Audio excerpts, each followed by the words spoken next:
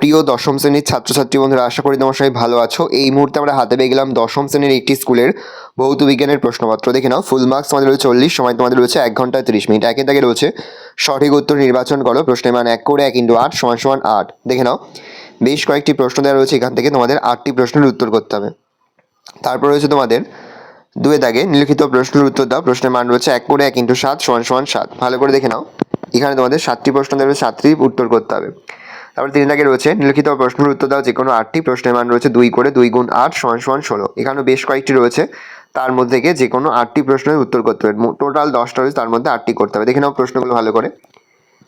তারপর রয়েছে দেখো 4 দাগে নিম্নলিখিত প্রশ্নের উত্তর দাও যে কোনো 3টি। প্রশ্নের মান রয়েছে 3 করে 3 × 3 = 9। এখানেও বেশ কয়েকটি রয়েছে, তোমাদের 3টি করতে হবে। ভালো করে দেখে নাও।